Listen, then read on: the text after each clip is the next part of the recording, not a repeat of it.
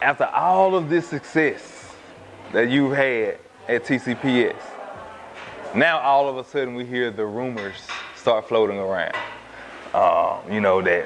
That you're doing some kind of recruiting over at TCPS. Why would they feel that you were recruiting at TCPS? Success breeds jealousy. Success breeds envy. And number one, the evidence that they say they had, my name was never even mentioned. You know, people say we had kids transferring and recruiting in this. No, we didn't. You didn't say nothing when I was losing. Right. That's it. Exactly. When you start winning, everything changes. You didn't say nothing when I was getting my teeth kicked in. It was cool. It was cool when you didn't know who we were. Right. But then all of a sudden we start winning, now it's an issue. Well, it's called hard work.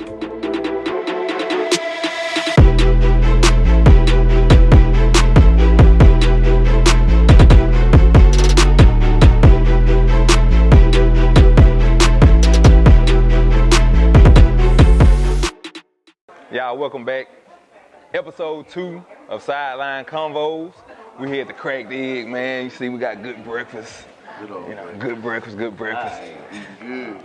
Of course, I'm DJ Tolliver, here with Coach B. And hallelujah, we back. Coach Spurgeon. And we got a special guest on the show today, man.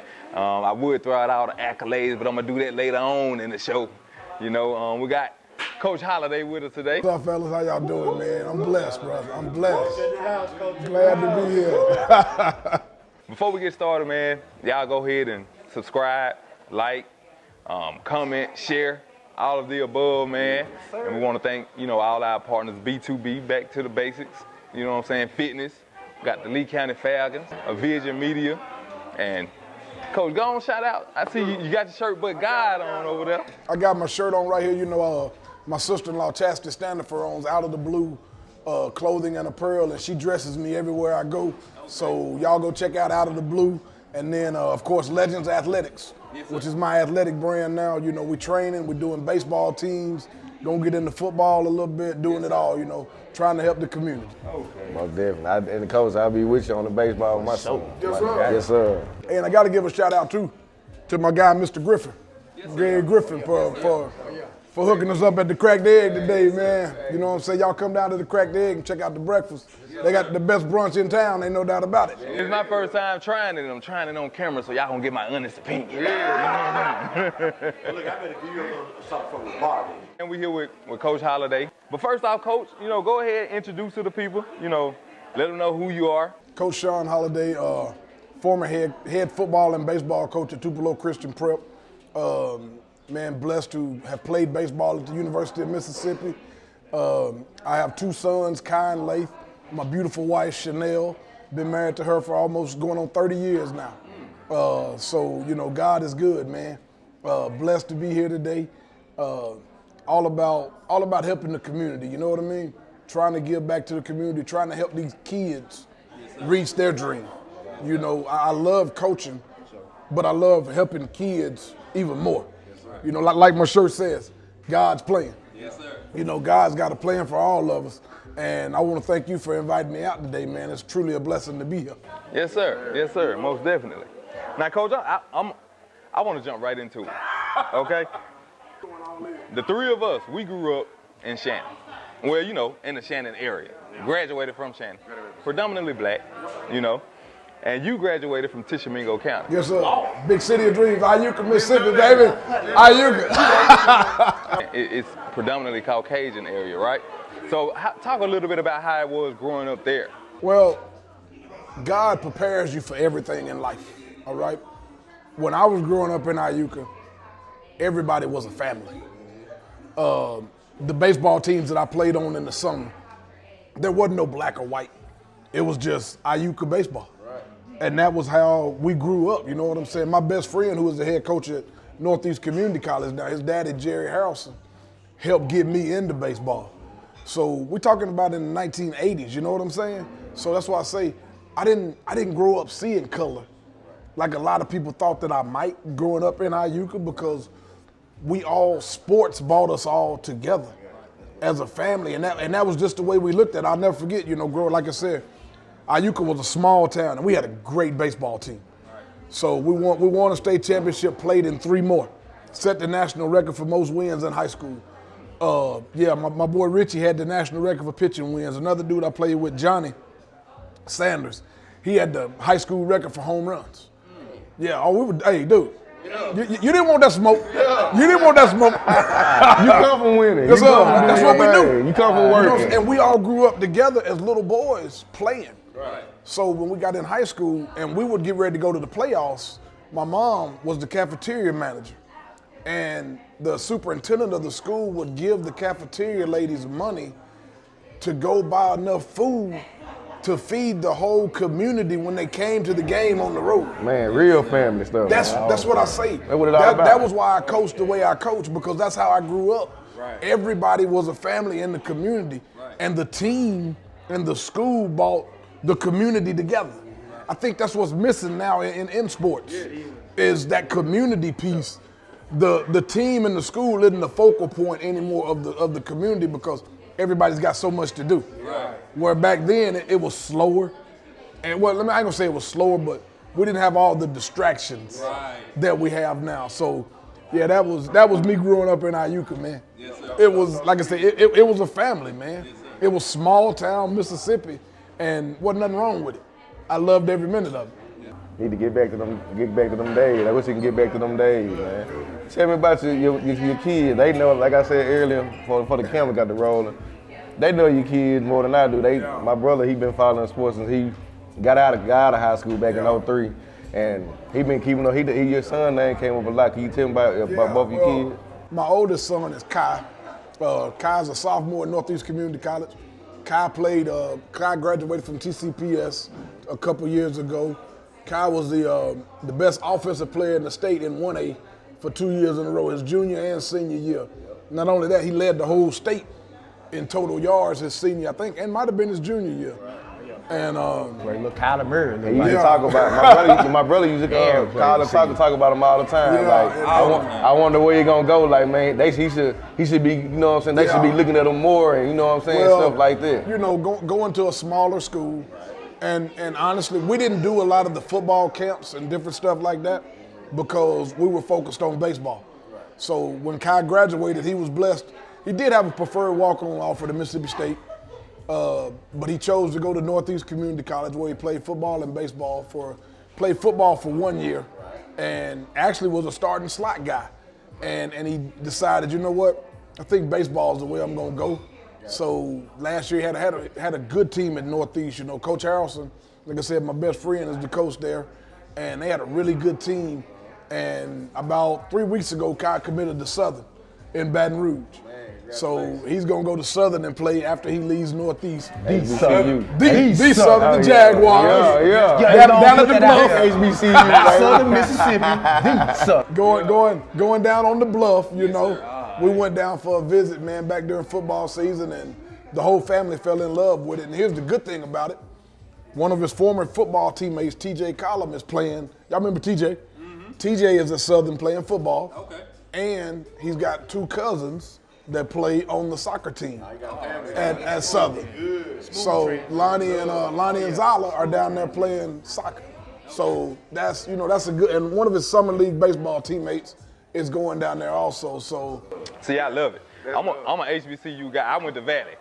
So I love to see our guys go to HBCU. So and Coach Crenshaw, him and Coach Crenshaw had a relationship from the time he was about in the 9th grade.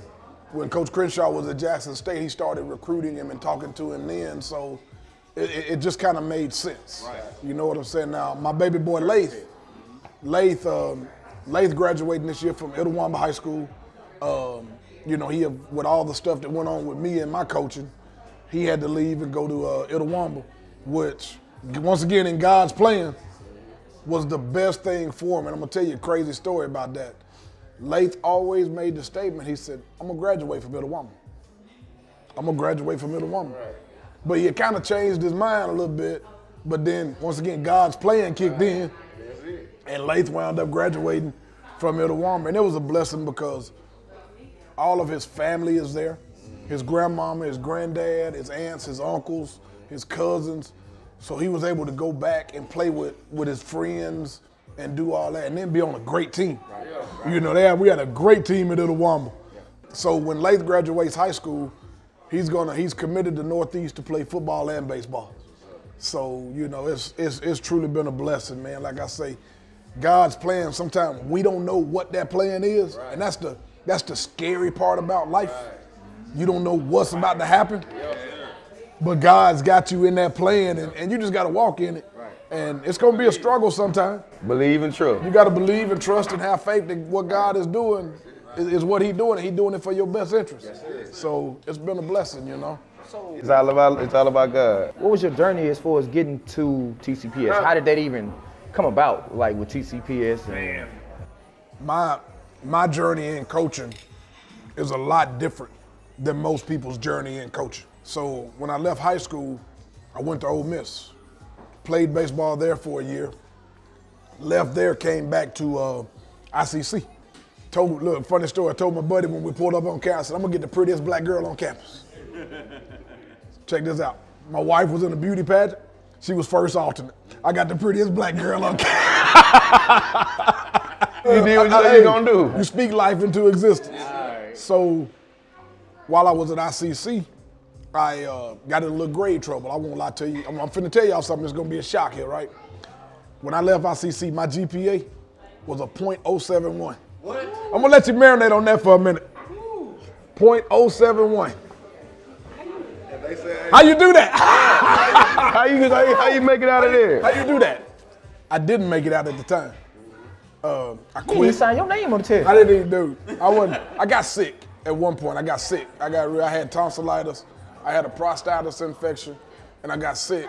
But that don't mean that wasn't the reason I wasn't going to class. You know what I'm saying? I majored in the 3 Bs, baseball, beer, and babes, and I did all of them really well. You know, I married a beautiful woman. I was a really good baseball player, and I drank a lot of beer. So all 3 of them together, it just kind of didn't, you know, and I didn't go to class. So I thought, well, you know what, my main objective, I'm going to go pro. I'm going to get drafted, I'm going to go pro. That's the mindset, you know.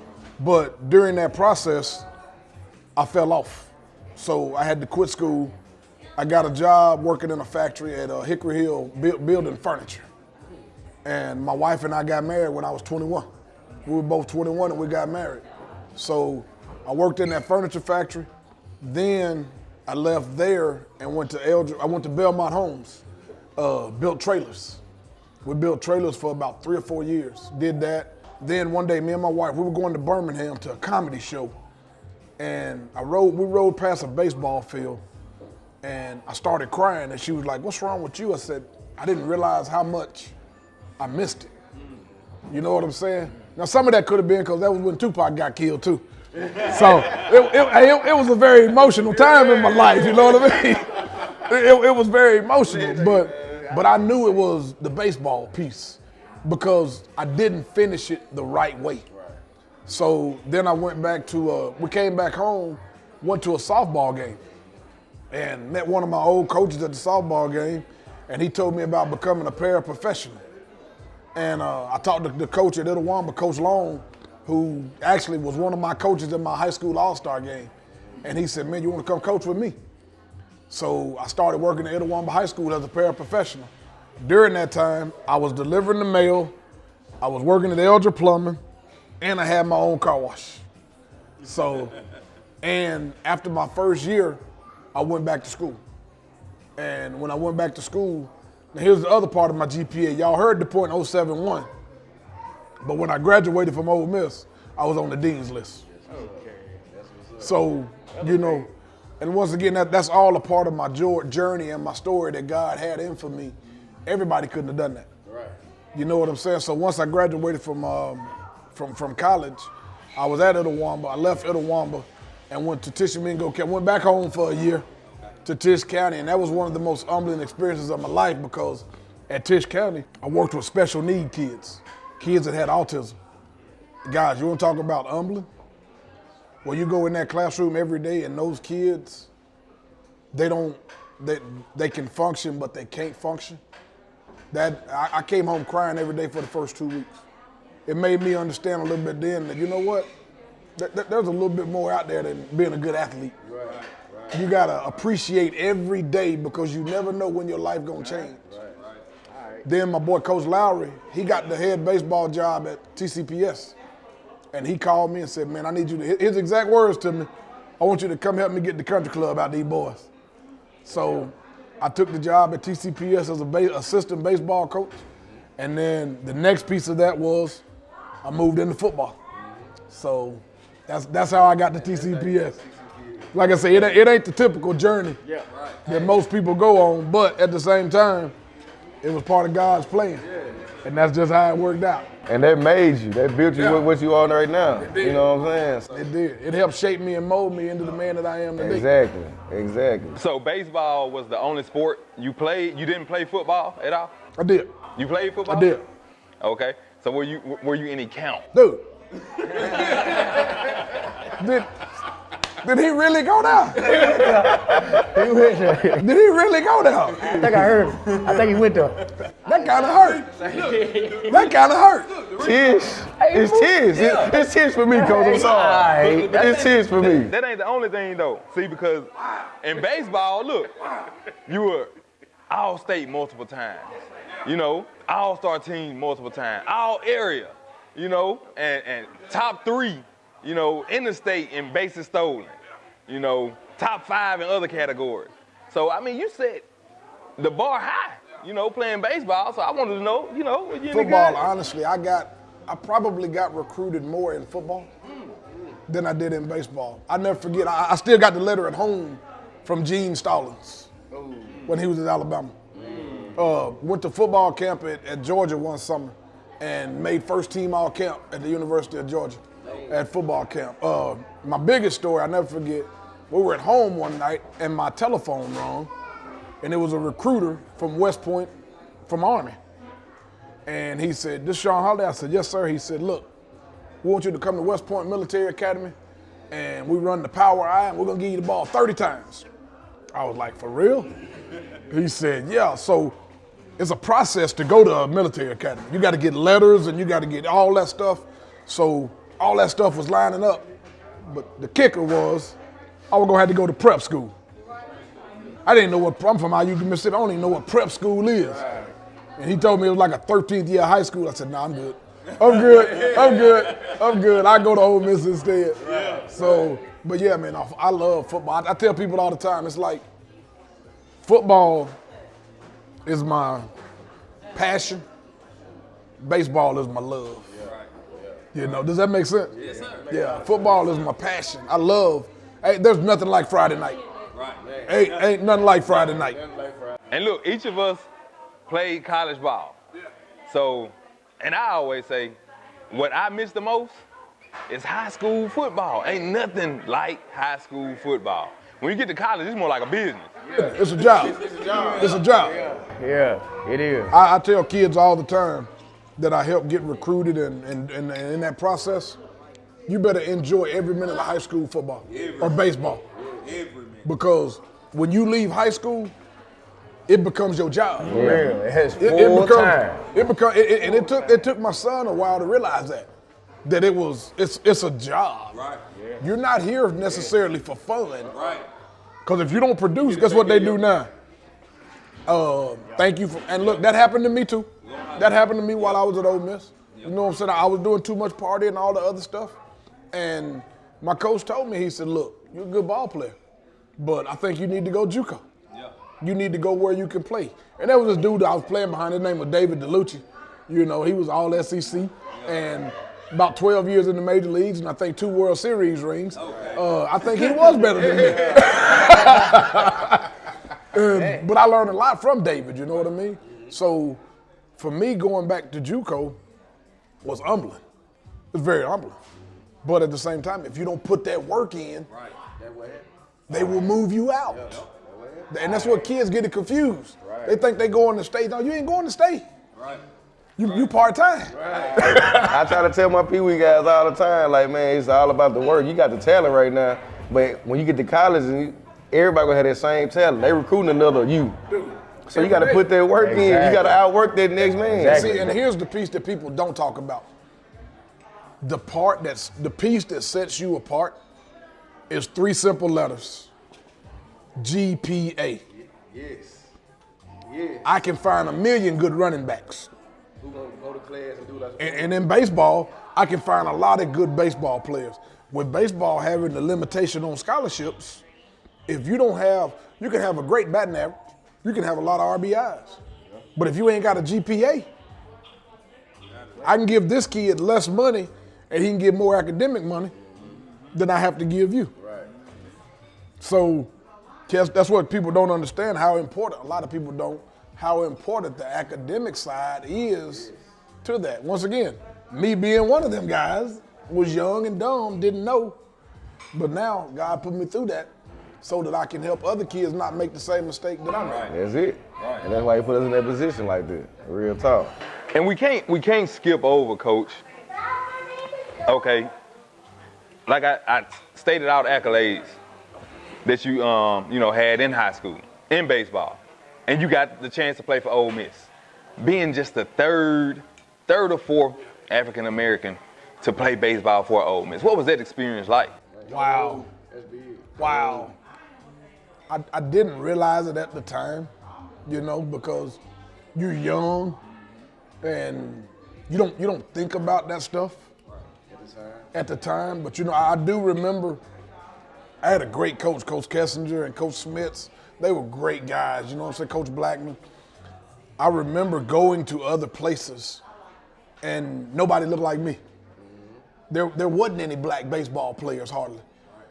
So I asked Coach Kessinger one day, I said, Coach, where are all the black baseball players? Where are they? And his exact words to me was, he said, Holiday, those that are good enough to play in the SEC, a lot of times they get drafted. And because of the situation they come from, they take the money. And they move on and go pro. So I didn't realize, that what I was doing at that time was rare. It was rare. And I kind of, as when you're young, you take stuff for granted. Kind of took it for granted, but now that I look back on it, dude, and let's be honest, even today, you don't see many black kids from North Mississippi going to the SEC to play baseball. Delvin's in. They offered Rufus French a chance to play baseball at Ole Miss too while he was there. Rufus was a great baseball player, but you don't see very many kids from North Mississippi going SEC. Guys, it's rare that kids out of our area get that opportunity, That's why I try my best to help push baseball and push kids to be the best they can be. It's hard to get African American to come out to play baseball nowadays for some reason. So, boy, you stepping into something now. Yeah, I mean, you stepping into something. It's like golf. It's not like even when you go to talking baseball to some of the kids around here, it's like the Progressive commercial. I need you to talk insurance. So the baby can go to sleep. So you go talking baseball, and I'm like, man, people don't understand. Like even when COVID came or whatever and set up shop, like baseball was the perfect sport. Yeah. That you can do your social distancing and still have a good time. Because I mean everybody on the field is like spread out, except for your hind catcher, which is masked up, your umpire masked up. Yeah. So it's like, speaking on that, I've been blessed to be a part of the East Coast Sox organization.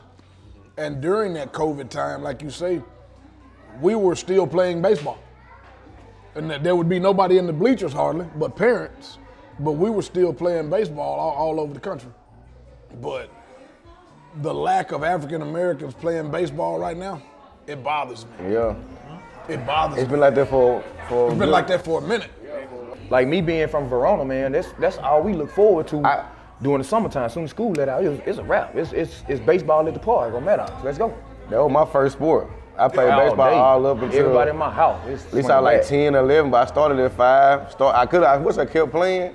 When I got to high school, when you get to high school, I love football, I love basketball, and that just took over. You got to make a choice. Yeah, you do. And nowadays, they really make you make a choice because coaches will tell kids, well, you got to focus on one sport. No, that's a lie. That's a lie. Every college baseball scout that I talk to, they'll ask, how many sports does that kid play? They want you to be a well-rounded athlete. But what coaches do, well, to help their program, That's all they care about. you need to focus on football. You need to focus on baseball. What you say. But what about the kid? What about the kid? What does he want to do? And most, I don't know what it is. Every baseball player, like they can come dunk a basketball with ease or something they so athletic, like they can play any sport. They all tie into each other. They all They help do. each other out And that's why I in tell some my kind of kids way. play them all. Yes, got to. Well, Got to be able to. Football gives you a mental aspect that baseball can't give you. And when I say that, them hot summer August days, when you out there practicing in pads, You gotta want to do it. and everybody else is sitting at home on the couch eating buns and ice cream, Throw that dog. They throw the dog in you. They put you're the gonna dog find in you. out how mentally tough you are. But then baseball and football helps you build a team. Baseball can still be a selfish sport because you're still an individual when you get in the batter's box, or you're an individual when you pitching. But football helps you build that team that you need to be a good baseball team. Yes, sir. You know, the year we won the state championship at TCPS a couple of years ago, almost everybody on the baseball team played football. So it was like it rolled over into. And they stayed together. They stayed It didn't together, they matter. hung out, Right. they did everything together. Matter of fact, they still hang out and do everything together. So it kind of rolled over into the other season, and I think that helped us down the road, you know, to get over the hump in some of them tough games. A lot of people don't understand that even with the team we was on my ninth grade year at Shannon when we went to state. Right. Like the thing is like Bud pointed out, like everybody stayed together. Like Yes. you ran with. I love y'all era. You might not have loved everybody, but you kicked it with everybody. So when it came time for you to go to battle, you know what I'm saying? It was I look left, right. Hey, I fool with him. It's my dog. Let's go. I didn't know about y'all, like, had little, you know, everybody had a little in-house problem. I didn't know about y'all in-house problem till I got grown.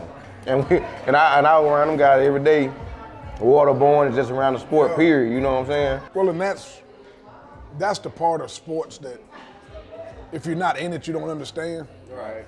The family. The family, yes. The family piece. Yes. That if my boys that I played baseball with and you could call me right now, guys, I'm gonna stop this interview and I'm gone. Right. I'm gone. I'm going to be and see what my teammates need. Because they weren't just my teammates, they were my brothers. They were my brothers, you know. And I think that's, in today's game, with all the social media and all the other stuff, I don't know if that piece is still there. And that's what Like it was back in the day, because and with all the showcase stuff that we do, we make it a me game a lot of times. That whole brotherhood concept it's a part of the equation if you want to have a championship. You got to have that in the equation, period. Point blank. Got to. Before we move on, I want to go back to, baseball. Okay, you were also All-State in JUCO. So what was the noticeable difference in playing or being at Ole Miss and transferring down to ICC? What was the noticeable difference in the game? For me, at that point, it was confidence. You know what I'm saying? It was just, I was playing every day. Where at Ole Miss, I wasn't playing every day. Right. So when I came back JUCO, I had that, I'm the man, you know what I'm saying? Right. That confidence. But now don't get me wrong, there was still some great players that I played with and played against in JUCO. So it was still the same game. Yeah, I think it was just my mindset and my confidence level was different. Right. Because I wasn't necessarily as focused at Ole Miss like I was when I was back in JUCO. Right. Does that make sense? Yes, sir. You know, and that's a big, confidence is a big part of anything that we do. It's everything. It's everything. It's you know what I'm everything. saying? And when you lose that confidence, especially in baseball, if you're not playing every day, you kind of lose that swag and that confidence factor, and that was what happened to me. But like I say, when I got back JUCO, it was there. I'm the everyday center fielder. Right. Let's go. Okay. You know, people look at me to be the guy. Let's go. Yes, sir. You know, because I had came back from Ole Miss or whatever, so you kind of had that chip on your shoulder. Right. I got to prove that I'm that good. What made you choose baseball over football?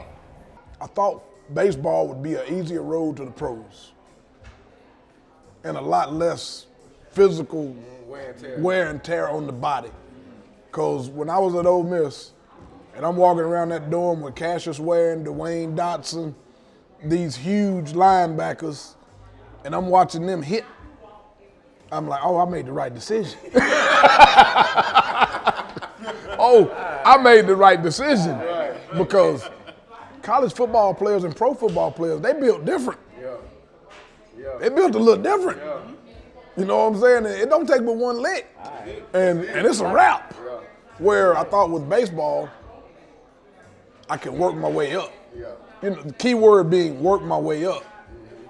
You know what I'm saying? But I stopped working.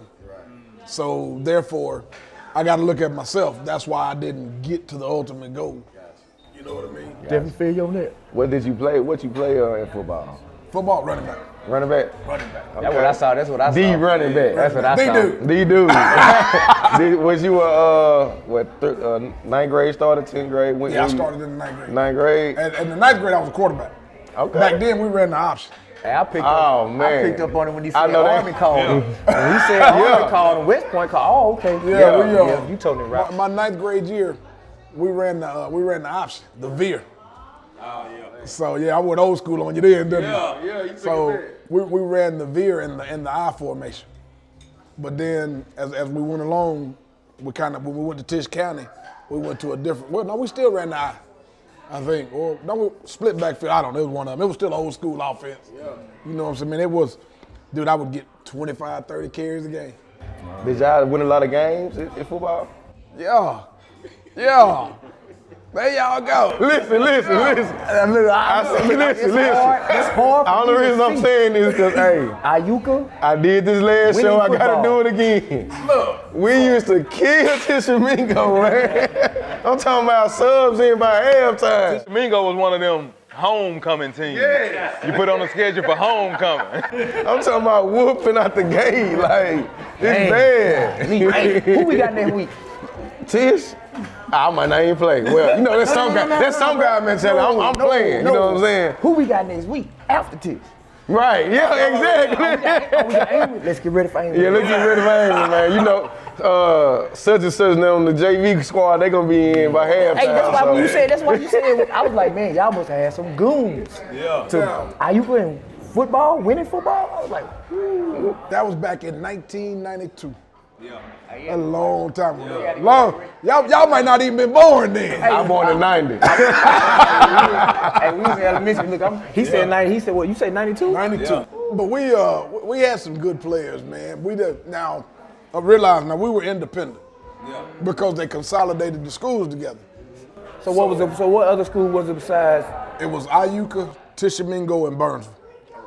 Now the Burnsville football at that time, y'all, they hadn't won a game. Those kids that played with us, they had never won a game in high school football. I never forget our first game when they consolidated them. We played Belmont, which was our big rival. And man, it's standing room only. It's people around the fence everywhere. My coach was Keith Steele, and he had told us in the summer. He said, "I got the game-winning play," and we were like, "All right, coach, yeah, whatever." And it was a flea flicker. So we practiced it all year long, you know what I'm saying? We're getting ready for that game. We go out the first half, and Belmont jumped out on us, I think, 19-0. We scored, my boy Ronald was the quarterback. He threw a touchdown pass to Kevin right before halftime to make it like 19-7. And then my coach, Coach Lowry, came in at halftime, and he looked at me, and I'll never forget it till the day I die. He said, "You ain't the guy that I thought you was." Kind of called me out. Yeah.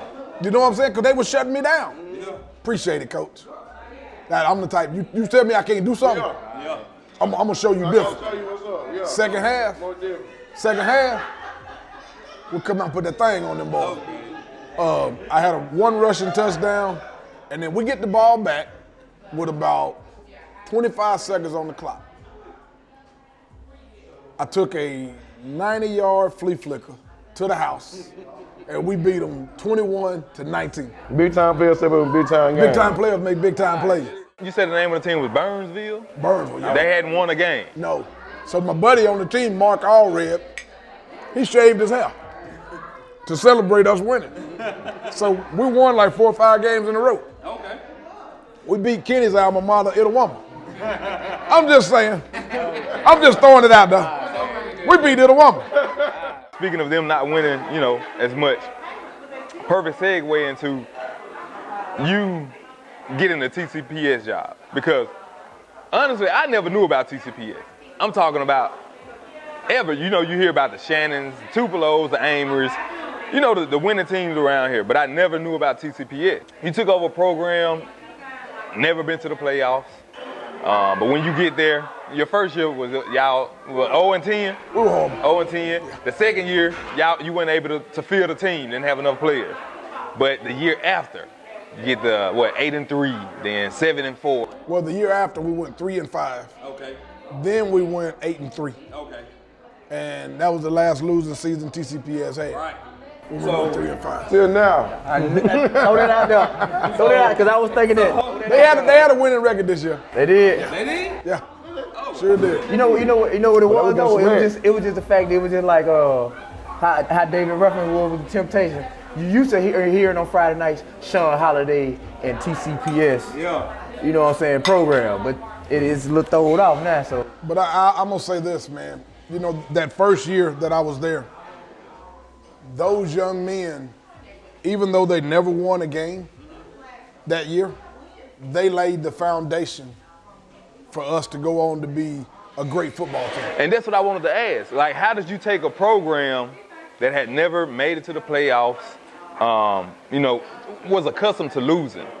How did you take a program like that and get them, not the parents, the school, and most definitely the players, to buy into what you were bringing to? You have to change the mindset first. And I remember that first year I told those guys, I said, you might not see it now, but you guys are laying the groundwork for my son. So we're going to change the mentality of, I'll never forget, we were playing one game and my homeboy, he was a coach at another school, he called us soft. That's the worst thing you can call a football player, is soft. So my point from that point on was, we're going to work and we're not going to be soft anymore. So the second year that we played, even though we didn't have a team, we would go out and we would practice every day. And on Friday, I would tell them, go watch football. Go watch football. Go watch high school football. And that's what those kids did. Then you turn around and come into the third year. I was blessed to, my good friend, Coach David Wilkerson, came on board, and he brought the spread offense in. What do kids love to do? They love to throw, catch, and have fun, don't they? Yep. So Coach Wilkerson, when he brought in that spread, it started to change a little bit. So I'm gonna tell you this, my first win, we're going in to play a school called McAdams. They got a pretty good team. They got a big old dude. They're all black team. We all white, except for me and a couple of my coaches. He laughed. So we're sitting there, and I look at my guys and I say, all right, guys, tonight I need you to play like me. And they looked at me like, Coach, what are you talking about? I said, tonight you play like light-skinned brothers. I need you jumping around. I need you having fun. I need you hooping and hollering. I need you talking, doing whatever, play fast. Because at this point, I'm still trying to figure out, God, what you trying to teach me? And the celebration and the way those kids reacted after that game, I knew what God was trying to teach me then. Shaune, it ain't about you. It ain't about you, because as an athlete, sometimes we can be selfish.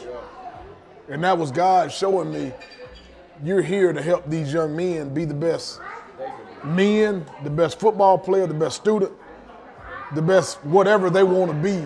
That's what you're here for. So when we won that first game, we went on to win 2 more games that year. And after that, it just kind of started clicking. And I'll say this, man, a good head coach, notice what I said, a good head coach has great assistant coaches. And I've always been blessed at TCPS to have great assistant coaches that I was like a manager. I managed the program. Right, but they ran it. And they ran it. Does that make sense? You know what I'm saying? I let them do what they knew how to do. I didn't try to tell my two. I've had two of the best offensive coordinators, Coach David Wilkerson and Coach Dennis Robbins. Coach Robbins, both of them been coaching for 40 years. What am I going to tell them about football? I would say, when we going to score? How much water you need? What do you need me to get for us to be good? And allow them to do their job. You know what I'm saying? And my job as the head coach was to build relationships with my players. I want to know when my guy come in that locker room door, I want to know if he's sick. I want to know how's his mom and daddy doing. I want to know every day when that kid comes in, and I want him to know that I love him. You know what I'm saying? Kids don't care what you know till they know how much you care. And that was why, you know, people say we had kids transferring and recruiting in this. No, we didn't. If that's the case, we didn't really have black kids. The Kai got there. Exactly. Come on now. You know what I'm saying? It's all about the parents. But kids and parents saw how we treated our kids, how I would raise money through the program to buy my kids, every kid on the team, a sweatshirt. Or if we won by so many points, we fed them steak dinner.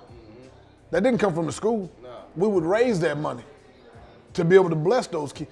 Even though it was a 1A program, we treated it like a college or a 6A program. Because those kids deserve the same thing that everybody else is getting. Exactly. And that's what it's all about. Yeah. That experience. Yes. We do the same thing with the Pee Wee organization. Like, just show that love, and they gonna show it right back to you. Every time. And you can't help recruiting tonight. Hey, if that guy want to come play, I'm not gonna be like turn them around and be like, nah, you can't. You play for them over there. How you gonna recruit somebody when it costs $8,000 to go to school? Come on now. Say that. Dude, I'm paying for my own kids. Right. You know what I'm saying? And so it's you know it is what it is, man. Once again, my nephew go there now. So God's plan, bro. God's plan. And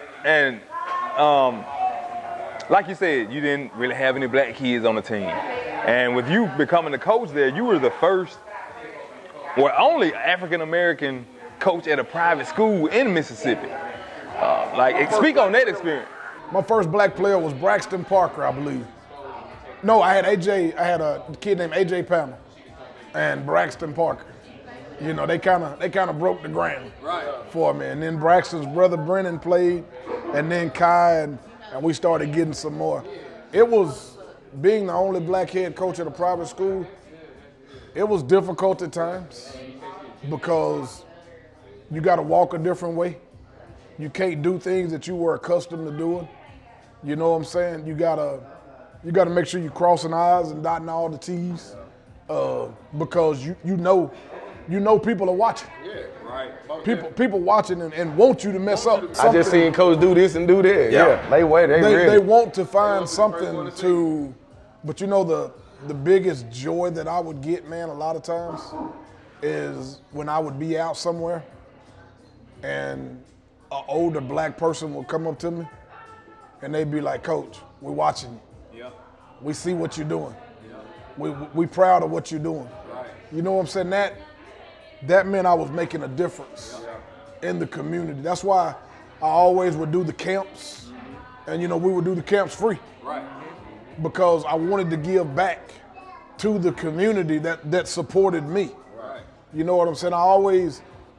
A lot of schools won't open up their gyms to other players from other schools to work out. Yep. Bro, I'm sorry. If I can't allow kids to come work out that need to be working out, then I can't coach. Yeah, right.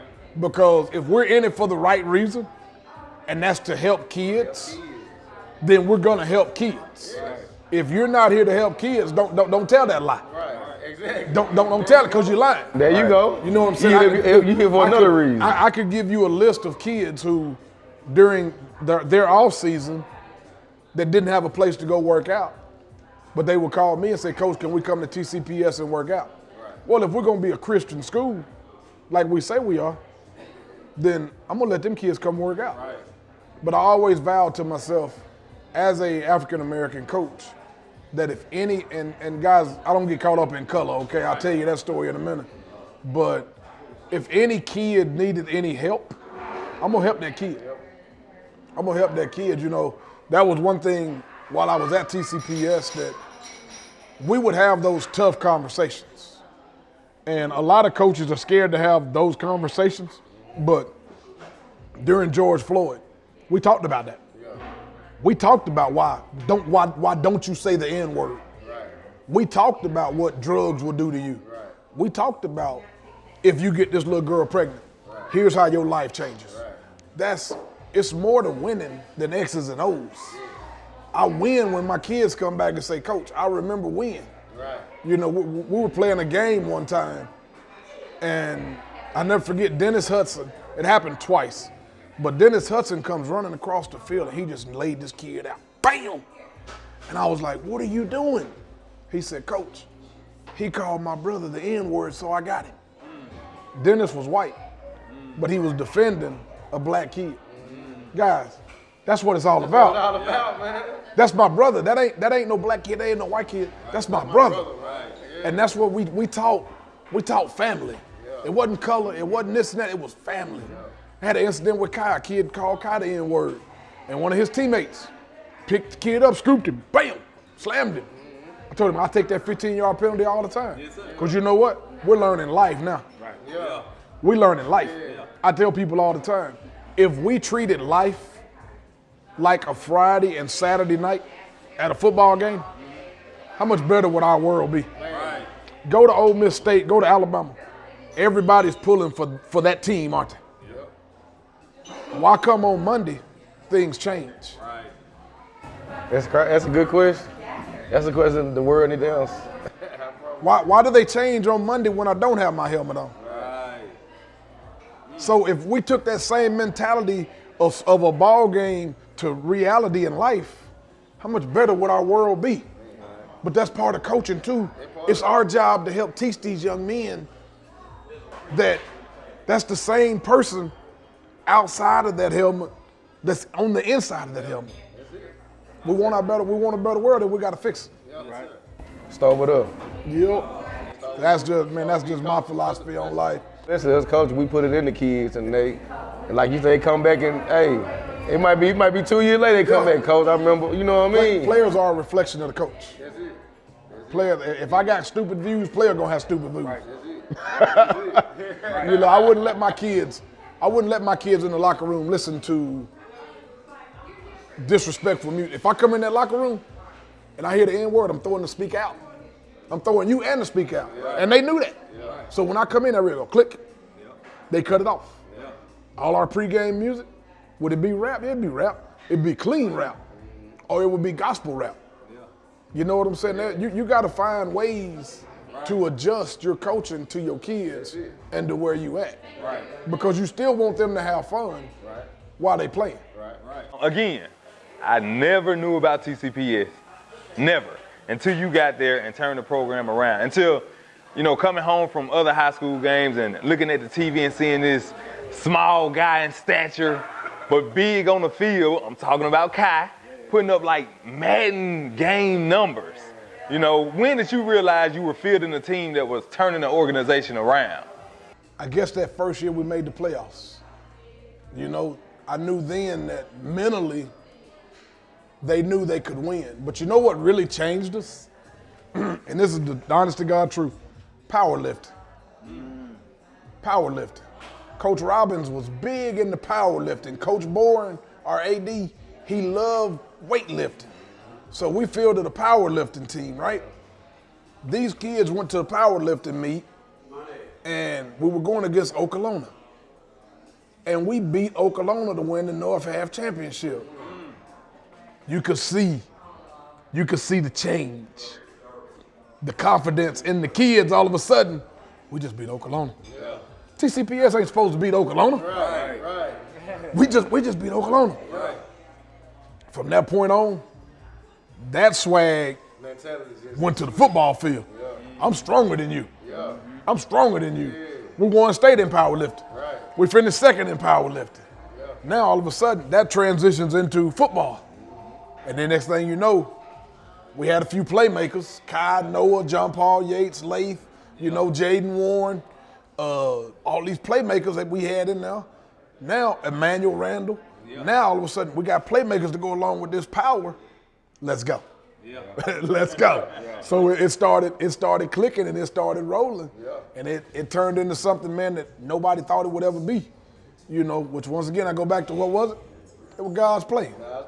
It was God's plan. And Lil Randall, that's the little running back? Yeah. Yeah, I had him in a All-Star game before. He been tough. Yeah, Emmanuel was a blessing. Emmanuel showed up, dog, a day before we started practicing.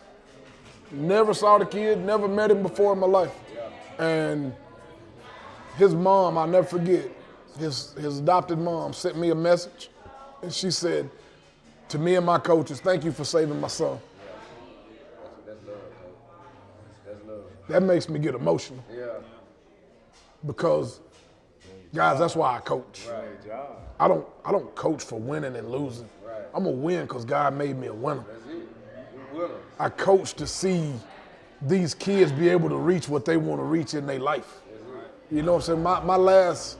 It was Kai's last game. And there was a kid on my team named Josh. And we got back, we had lost to Biggersville. And Goldman Butler. Goldman had 42 carries that night. I still remember like it was yesterday. He was like Earl Campbell. We couldn't stop him. But we got back and we had a little bonfire. And they put me in the middle of the circle. And they were all telling me why they like me or whatever, And Josh said, Coach, you know why I love you? I said, why, Josh? He said, you'll answer your phone at 3 o'clock in the morning. Oh. That's big, man. That's love. You there for him. So that's why I tell you, man. Yes, sir. Yes, sir. It's all about, man. Yes, sir. For real, man. I get emotional when I talk about it. Yes, sir. Get it out, Coach. Get it out, man. Yes, sir. Yes, sir. That's dope, man. Dope. But winning and losing is a product of relationships. You know what I mean? Yep. And now all of them kids are going on to college. They had a great high school career. You know what I'm saying? They did what nobody thought they could do. Right. We finished, my last year, we finished number 3 in the state. Really? Come on, man. Come on, man. Really? That's it. You got kids going to play college football. I'll never forget that my last semester there, 1 week, Auburn, Mississippi State, Memphis, Tennessee, Indiana, and all the JUCOs came through at one time. Visiting. TCPS. We talking about TCPS. TCPS. Right. We call it, I called it the little school on the side of the road doing big things. Yeah, that's it. And look, no matter what happened and how it went down and how it all fell out, TCPS was good to me and my family. Yes, sir. You know what I mean? You'll never hear me dogging the school out. Right. It was good to me and my family, and it served a purpose. Right. Yeah. God's plan. Right. Just listening to you speak, Coach, it seems that all of your players were something like your sons. But how was it for you to be coach and dad? Like, was it easy to turn it off once y'all left TCP? No. No. That's hard for me. It's hard to do, man. Look, I'm going to tell you this. Coach Robbins, Kai didn't play quarterback starting out. He was a wide receiver. So we needed a quarterback, so we took our best athlete and put him in quarterback. So once again, we were playing Biggersville, I think it was. And first game of the year, and Kai threw an interception, and he didn't run to go catch the guy. Boy, you talking about man. Dude, that go a long way. Dude, he kind of jogged or whatever. Yeah. And I caught him coming off of that field. And like I said, now Coach Robbins been coaching a long time. Right. Coach Robbins looked at me, and he said, leave my quarterback alone. I said, yes, sir, Daddy. Hey, I never said another word to Kai. Yeah. Quarterback. Yeah. I didn't. From that point on, I realized, you know what? For him to be good and for us to be good, I got to let him hear from somebody else. Mm-hmm. Now, when we got home, that's a different story. A different story. But his mama's worse on him than I am, guys. I'm going to tell you now. My wife, she was a cheerleader at ICC. She tough. She don't sugarcoat nothing now. And when you got moms like that, man, you hear about a whole lot more. Oh, yeah. Instead of that, baby, don't mess with my baby this. And She held him accountable for his game. yeah. I mean, it's okay to, you're going to love on your kids anyway, but they need that tough love. Then they come from mama, it's just something about it. Now, this year at Itawamba, I was in the bleachers. Yeah. So I didn't want people to think that I was going to second guess the coaches, so I didn't say a whole lot because, man, I appreciate them guys at Itawamba because they took my baby in. They love my kid like their own kid. You know what I'm saying? Lath had his best year of high school football at Itawamba. And Coach Hoops and his staff did a great job. So I didn't say anything. I'm just like, hey, I'm enjoying the ride. Now, don't get me wrong, once again, when we got home, if I saw him lollygagging or saw him not doing what he was supposed to do, I got in that tail a little bit. But during the game, man, go play and have fun. I didn't know you guys were from Itawamba. He told me about you getting released and all this and that. We always going, man, we need to see if he can get to Shannon, man. You know what I'm saying? So I'm always on some stuff like that. And but I think he did tell me y'all was from that way and all that. Well, he probably ended up. And it's crazy, what they say I did, recruiting and all that we didn't do, because, I mean, you saw my players. Right. But you don't think I didn't have coaches calling me? Coach Holiday, we got a job for you, man. And I'm like, okay, but we're going to Itawamba. Yeah. Right. We're going back to Itawamba. I need my son to be happy. Right. I ain't gonna lie to what you. it's all about. It would have been you with Coach Carter and Coach Tops and Coach Standiford and Coach Ivy. What? That'd been an A. You being on that staff would have turned up. Yeah, would have gave him a couple more coaches. From what they had, just you alone. But well, and like I say, for me and my wife, we needed Leif to have comfort. I needed him to be comfortable and be happy his senior year. That's the only way he's gonna play. And the only way for him to do that was to go back to Itawamba. And that's like I say, his family. We tailgating every Friday. Yeah. We eating good, we cooking good. Me and Reggie and Dent and all of us, we cooking, got our flags up on Friday night, going to eat with the family before, even on road games. Right. We're going out to eat. Yeah. We're making a family time out of it. That's what it's all about. Oh, man, that's what it's all about, bro. And it was great, you know what I'm saying? And then we had a good team. Yeah. You got hands-on to everything. You had that dude out there wearing number 2. Yeah. The Gatorade Player of the Year. The Gatorade Player of the Year. Running around out there. He done made a shockwave. I thought he was going to LSU, man. Hey, you already knew what he was going to do. Can't wait to get him on here.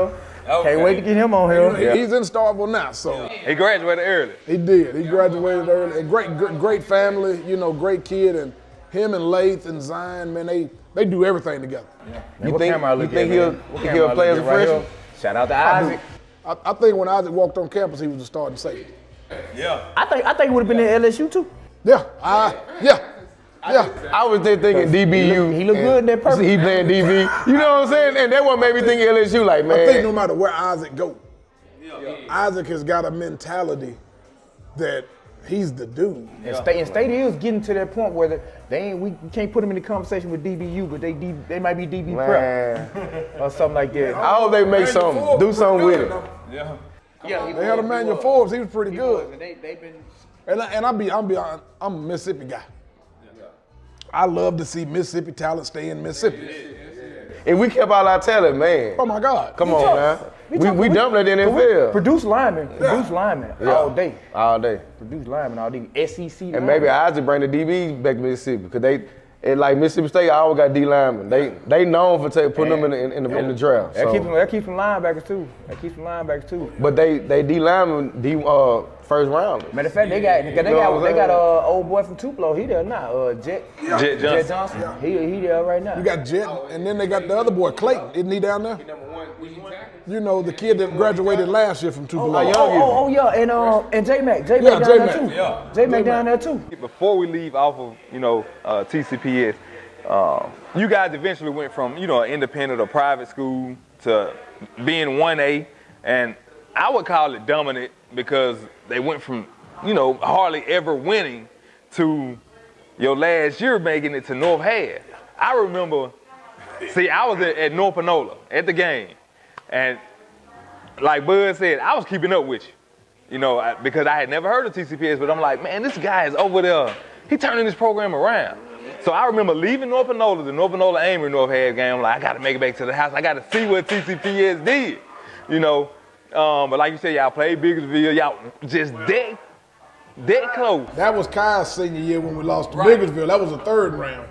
Okay. The year we made it to North Half, we played that little old team called Hollandale Simmons. Oh, man. Right. Monster. That's right. That's right. Monster. That's right.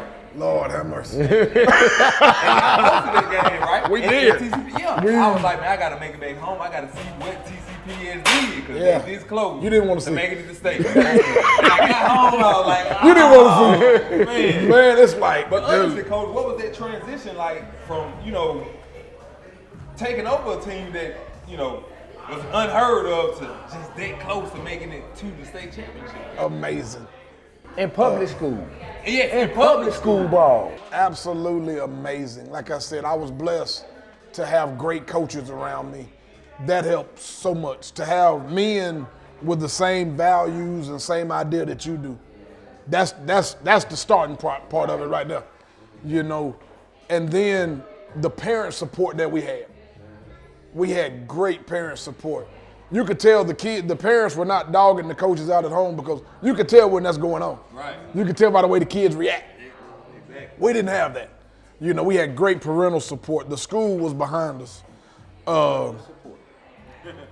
And when we got to that North Ave game, I used to always tell the boys, you want to make it to Thanksgiving. If you make it to Thanksgiving in high school football, that means you good. Yeah. That means you good. Yeah. I've seen Itawamba play when Jamie Mitchell was there. Right. I've seen them play on Thanksgiving. I remember the Shannon game when you had Keyshawn McGore on one side and Deshaun McGore on the other. And Deshaun was my adopted son. So that's the type of game I wanted my kids at TCPS to be in. Yeah. Right. Because that's something you can't buy that in Walmart. Right. And when we made it to that Thanksgiving game, I remember walking out before the game and just kind of being by myself and looking at the field and thinking, God, look what you did. Yeah. It wasn't me. Yeah. Because with the athletes that we started out with, you ain't supposed to do that. Right. Right. You ain't supposed to do that. That ain't me. That wasn't number God writing another chapter. That's it. And even though we didn't win that game, there's a lot of kids that never get to play in that game. Right. I'm one of them. And you went to Shannon. I would have said I'm one of them. You went to a great program. You know what I'm saying? We got to play in that game. Right. So it was utterly amazing, bro. That's what my daddy would say, utterly. It was utterly amazing to get that far and to get that opportunity and to be hosting it. Right. Because every other time we played Hollandale Simmons, we had to go to the Delta. And that's a long bus ride back after they done kicked your teeth in. What would you say the difference between 1A and private school ball?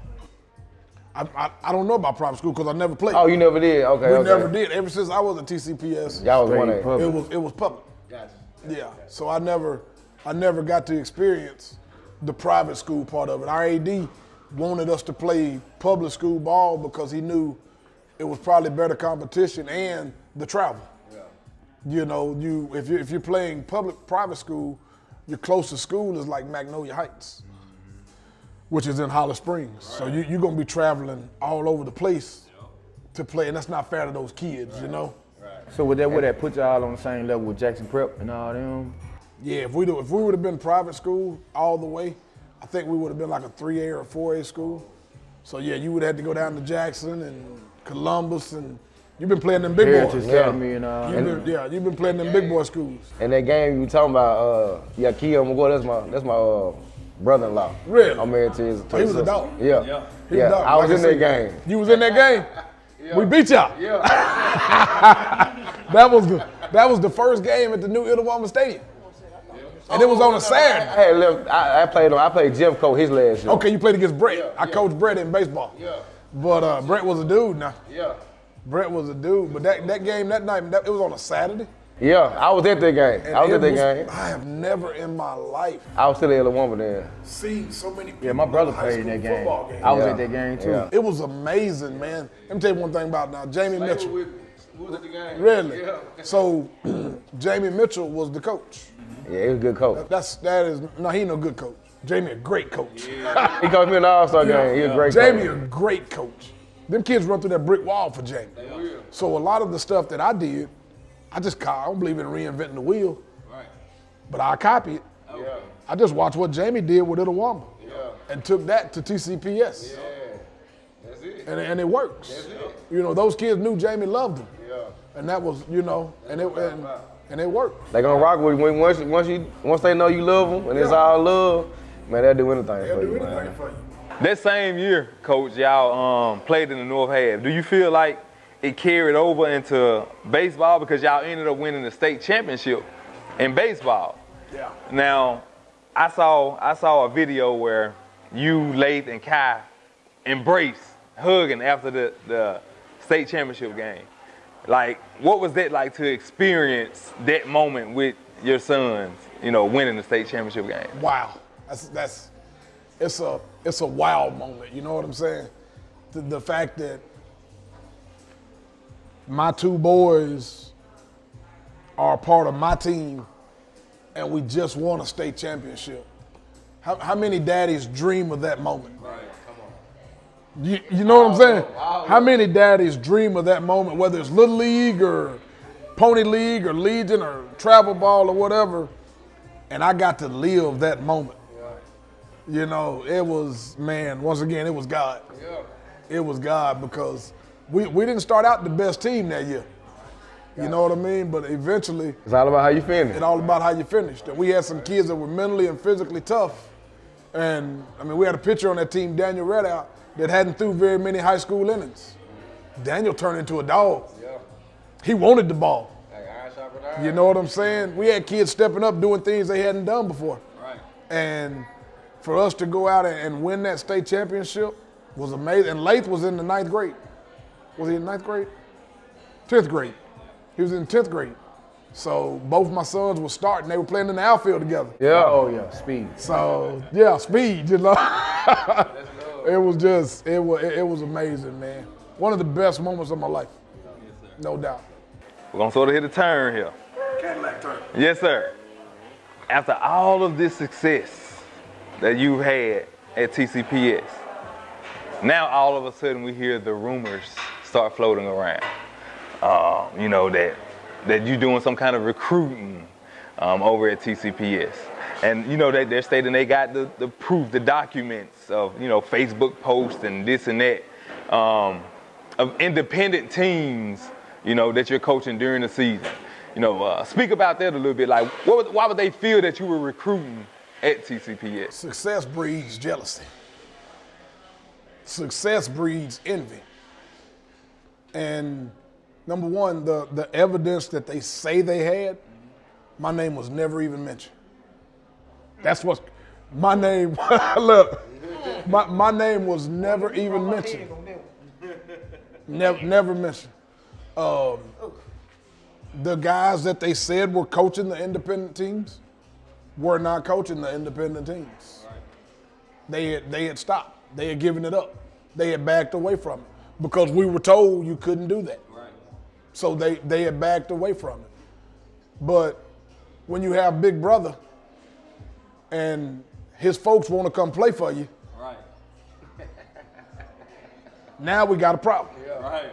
Yeah. But as a coach, if I do what I'm supposed to do and do it the right way, kids are gonna want to play for me.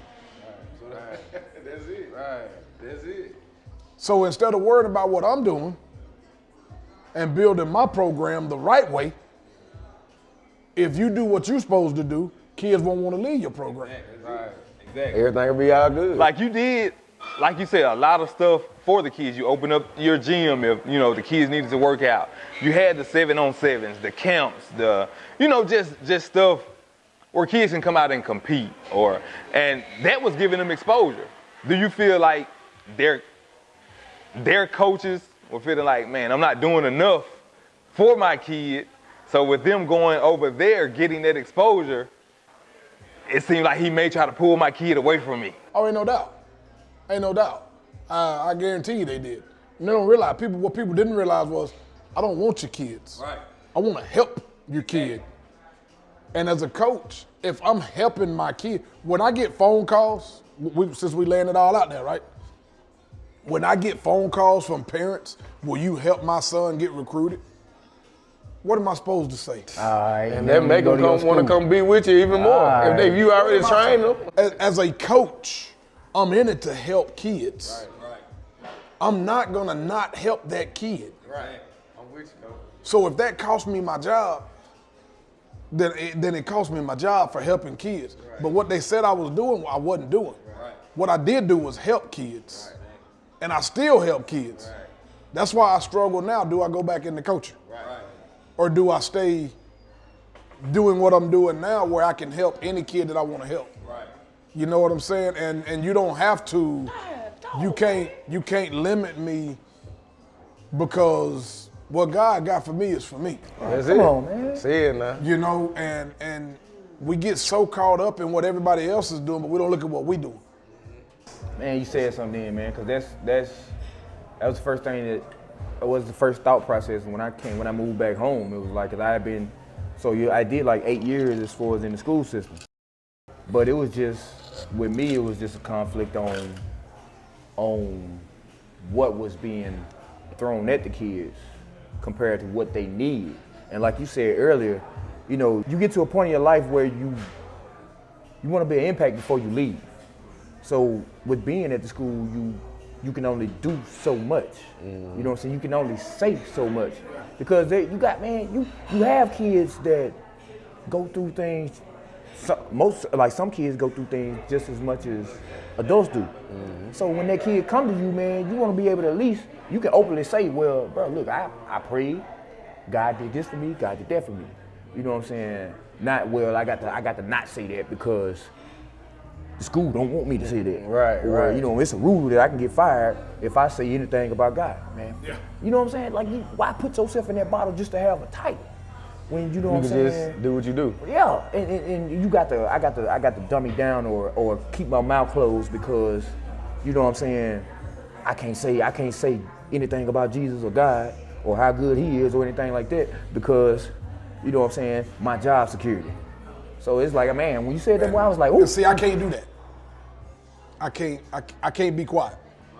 I can't be quiet. That might be a flaw of mine. You know, sometimes you gotta learn to shut up. But I'm gonna keep it 100. And if something ain't right, it ain't right. You know what I mean? And especially like with my faith, I ain't playing with my faith. Right. You know what I'm saying? God done bought me from guys, I grew up in a trailer from this wall to that right there. You know what I'm saying? In Iuka. Right. And we didn't have a whole lot. And now God has blessed me to get to the point where I am today. So if you think I'm gonna sit down on my faith because you telling me to, nah, dude, I ain't going to hell for you. Right. I ain't missing my blessing for you. Right. You know? And if I can't tell kids about the goodness of God and let them know how to get through on tough times, no matter where they go to school at. Right. Because some of these kids, I got a relationship with them before I started coaching. Right. You know? Right. But you didn't say nothing when I wasn't coaching. Right. You didn't say nothing when I was losing. Right. That's it. Exactly. When you start winning, everything changes. You didn't say nothing when I was getting my teeth kicked in. Right. It was cool. It was cool when you didn't know who we were. Right. But then all of a sudden we start winning, now it's an issue. Well, it's called hard work. It's called hard work. Come look at how hard those kids at TCPS worked to get to where we were now. You know what I'm saying? Them kids, they didn't take all them vacations. They didn't do all that other stuff. They were in the weight room. They were on the powerlifting team. They were on the track team. They were on the baseball team, building, getting ready for football. Right. You know? And the atmosphere we had out there was second to none. Speaking of that, like, I mean, you don't go into the, I'll not try to go into the black and white thing, but we all know if there was somebody else in that circumstance, it wouldn't even looked, it would have been looked over and everything still going on. You know what I'm saying? But by it being you, African American, it got blew up to this big thing, lies and everything, and boom, there you go. You know what I'm saying? They just. And this is my thing. You know, now the shade that was thrown at you, in the direction that it was thrown from, hearsay, those schools, even if somebody was to come to you because they want to be in your program, it wasn't gonna hurt them. Yeah, they got plenty more. You know what I'm saying? They got plenty more to go in the bag and go get some more, man. Because check this out. The schools that I might have heard that were, you know what I'm saying, throwing shade, they have kids that leave their school to go to the other school. Yeah. Because, you know what I'm saying, they might not feel they getting that shine or getting that opportunity. Right. So, like, come on, man. Like, but, and it's hard, like not, if you train the kid and they know your training is, I mean, it's all about the kid if you want to do it in the first place. So it's all on the kid, but they know your training got a lot to do with his performance. They gonna want to be around it more than just the weekend. Well, here's a piece of They want to be around it. They want him to coach that and train. You know what I mean? Yeah. You made a statement a while ago. You were rushing home to watch the news to see what we did. Right. What team in North Mississippi, while I was at TCPS, did you see on the news more than us? Nobody. What team did you see on social media more than us? What do kids like? Social media. They like that exposure. I would have coaches call me and say, "Coach, are you tweeting during the game?" Because on my Twitter page, it would be live video during the game. Yeah. Guys, all I did was I gave my phone to my water girl. Yeah. And I said, I want you to update the game during the game. So now a kid that might not get his name in the paper, all of a sudden, you on Twitter. He got his name on my Twitter page. Right. And all my followers are seeing it. Right. So is it working? Yeah. It's working. Because look at now. I mean, there's social media instantly. You seeing plays instantly posted. You know, so I mean, you was ahead of the game there now. And then on top of that, that's the recruiting tool for colleges, because that's what college, man, look, when I went and coached at that little private college in Houston, man, it just opened my eyes to how coaches like lock in on Twitter. I'm just saying, and ain't it what it is. The stuff that Coach Prime was doing at Jackson State, we were doing that at TCPS. Look, we were doing the uniform shows and the filming in practice, putting it on Twitter, and the loud music and the DJs and the lights in the locker room. The couches, we had couches in the locker room and TVs up. You know what I'm saying? The kids could play cornhole. We feeding them and we're bringing in food and we. Just building that bond. Man, that bond, everything. You're building that bond. But see, everybody didn't know what was going on. And why it was They just heard about it. It was so enticing to get there. Like thought we were showing off. You know, I got in trouble one time. This ain't no lie. My AD had to say something to me because some people in the state of Mississippi said something about me showing us eating steak dinner. Shade. Wow. I got in trouble. Shade. And asked not to put my team steak dinners on Twitter. The money that y'all raised to eat the steak dinner. Yeah, your own money, but you can't show it off and show I couldn't show it. Because they ain't doing it. The big schools ain't doing it. Because people was complaining that we were using that as a recruiting tool. Wow. So I can't show what I'm doing for my team? Come on, man. That's crazy. That's just some of the stuff. That's some of the stuff that I would, and like I say, my AD would have to hear because we were doing something that was different. And we were doing something that you said we couldn't do. Right. I mean, were they okay with it? Yeah, the school loved it. I pretty much loved it. Yeah. Loved it. What's your biggest advertisement at your school? What's your biggest advertisement at your school? Football. Yeah, football. I don't care how good your football team is. On a Friday night, people coming to the football game. For real. People coming. Yep. So I'm a big atmosphere guy. We had fireworks, we had the smoke, we had the music. I had 2 different grills. One grill for the concession stand, one grill. I would always invite people to the game. So like if I invited you to the game, my cook, Charlie, and Cotton, my barber, they would be on this grill over here cooking. And when this grill over here would have we had what we call boneless neck bones. And we'd have baked beans and stuff like that. We would feed special invited guests. All right, like if the media was coming, I always make sure they ate before they left. Right. You know, when my boy Matt St. Jean was there, one time Darren had, he had shenanigans.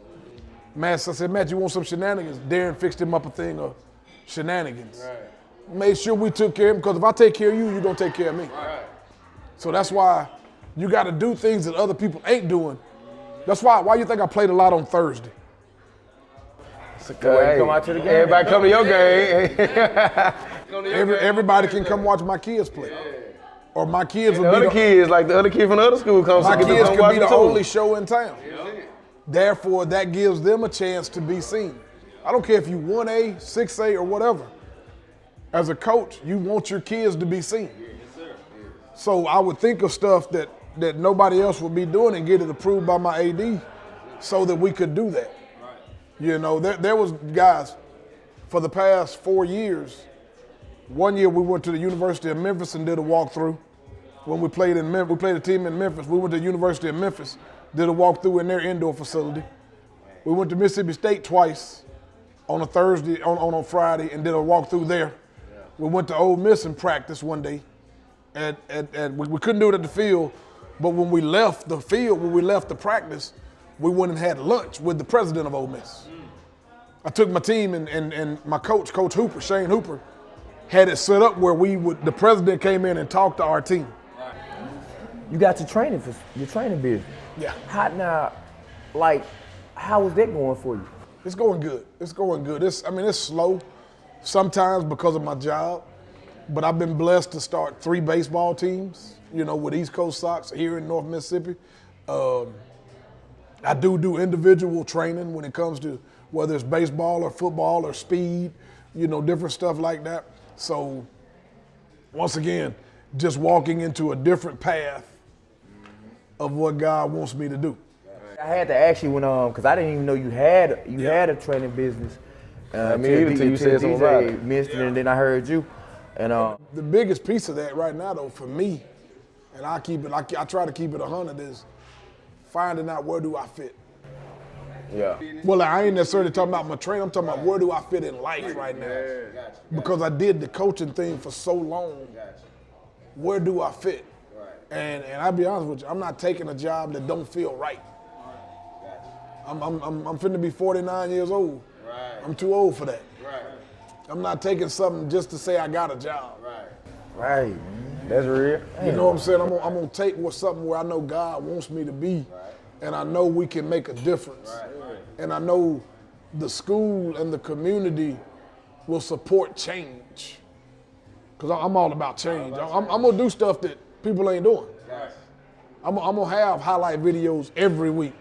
I'm gonna have fireworks. I'm gonna have speakers coming in. We're gonna have the bling. We're gonna do the stuff that normal coaches and normal high schools ain't gonna do. But that's just the way the world is going now. Like, how much time are you giving yourself to make that decision? Is it gonna be no limit? No limit. Like I said, and I know it's coming. It's coming, whether it's football or baseball. Anything out there you thinking about? You want to put a little something out there? Anything you want to that you might do? There's a couple things that's got me intrigued.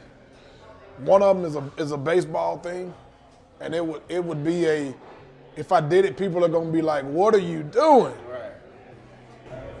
But you all for that. But dude, people said that when I went to TCPS. You built for that. I'm saying you built for it. Yeah, you built for it. You already proved that point. With baseball, I'm big on diversity in baseball. And I ain't gonna lie, man. With that, if you can mess around and do that, oh yeah, fella, you might go. You need a screen picture. You need a motion picture, fella.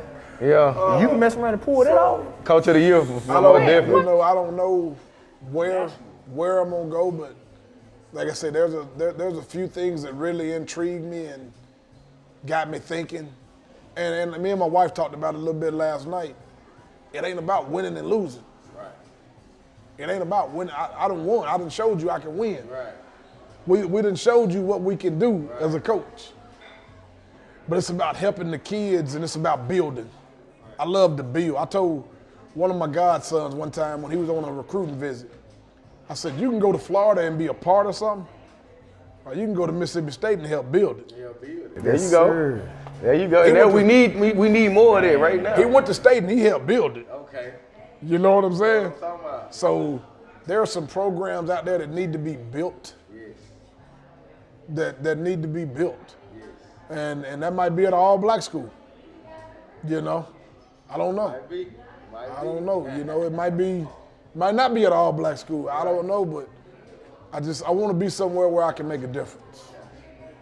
How has the transition been, since, leaving TCPS to doing, what you're doing now with Legends Athletics and, East Coast Sox and the motivational speaking? How has that transition been from, head coaching to this? The community has been very supportive.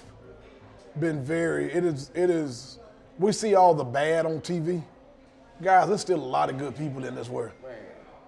There's still a lot of good people in this world. There's been a lot of good people by my side during this whole process. It seems like it's been 2 or 3 years, but it's only been 6 months. Think about that now. It's only been 6 months since all this stuff happened, really. So it ain't always been easy, the transition. It ain't always been easy because I miss my kids that I coached. I miss them. I went to watch them play a couple of times this year. That was, and I think people were shocked that I came back to watch them play. Like I told you earlier, man, I have no hard feelings toward TCPS. None. I love the school. Wish the school nothing but the best. Nothing but love because the school helped make me the coach I am today. But that still don't mean I don't miss my boys and the young ladies that I was, help be around.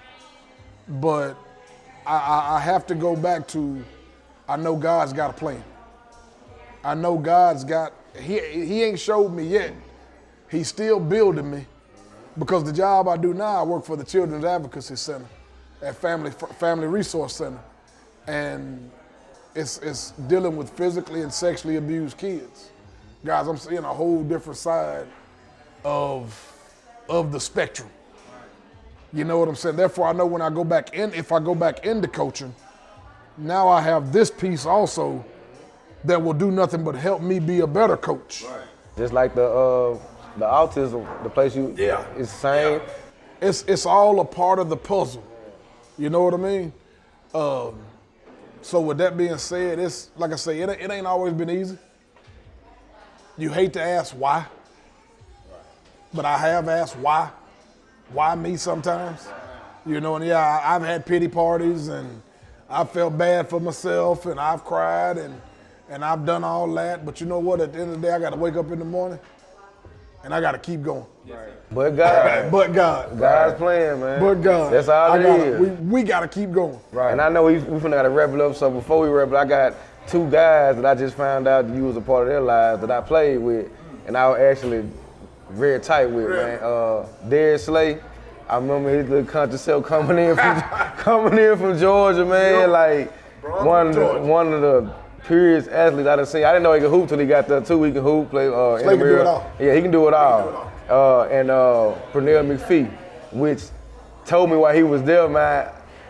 I didn't have a great experience at ICC, but one of the big things I had coming from them, me and him, and he was like, man, I don't know what the problem is over here, but you a baller. Yeah. And that always stuck with me because I knew he was everybody seen that. Was a dude. Yeah, everybody seen where he was going, you know what I'm saying? So I just want to I guess, he talk about them a little bit. Man, that was a God thing. Yeah.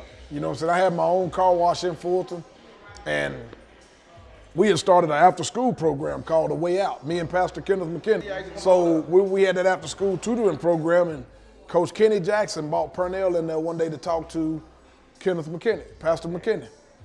And while he was talking to him, me and Purnell wound up talking, and I gave Purnell a job at my car wash. We would wash cars, me, him, and a dude named Weber. Well, I was you number remember one too, yeah. So they would come out there and we would wash cars together. Yeah.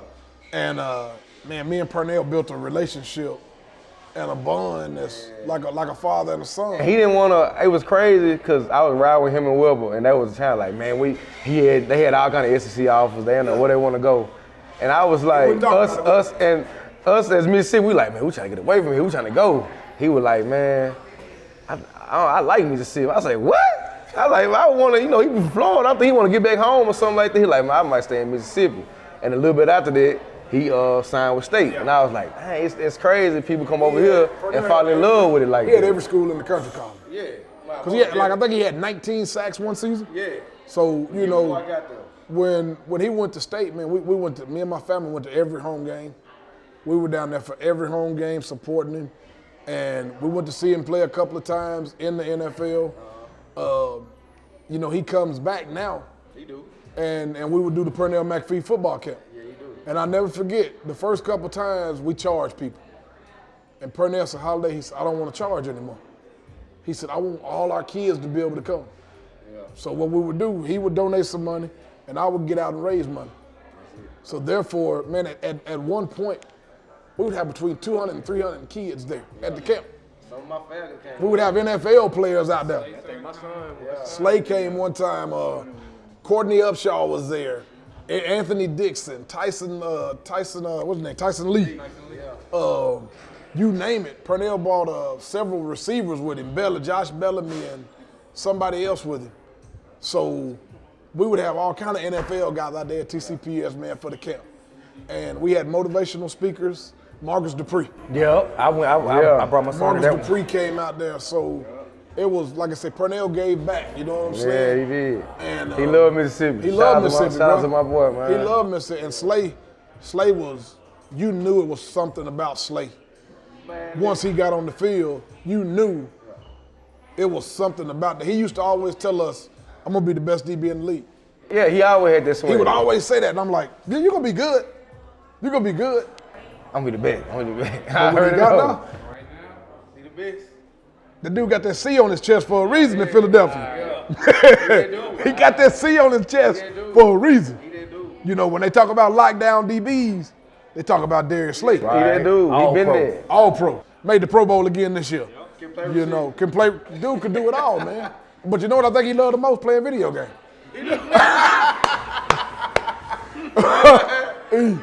He loved playing video games. But I tell you this right here, that's why my sons have that competitive edge that they do.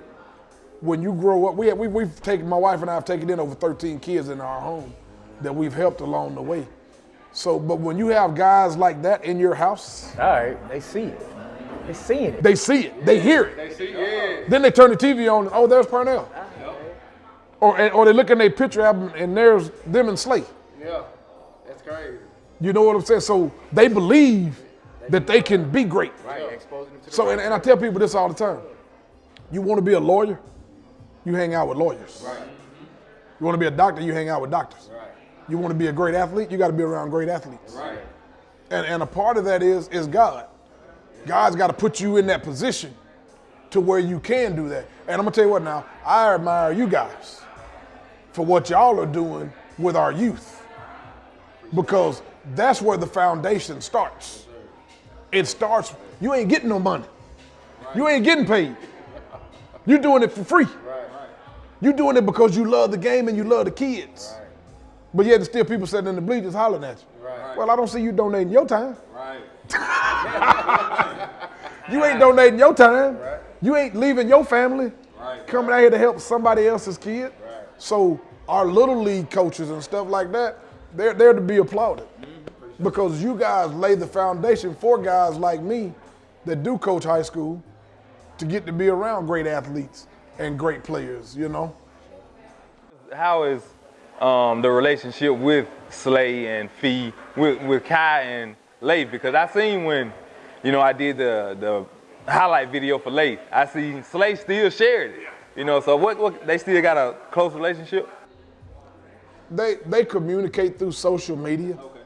You know, those guys, when you get in the NFL and stuff like that, you busy. Right. Especially when you're as big as somebody like Slay, you know what I'm saying? Now, Purnell retired, so we went down to see Purnell this past summer.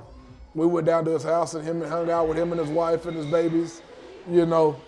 But those guys are so busy and so hectic that it's hard for them to talk to everybody and reach out to everybody. I wish it was a little better.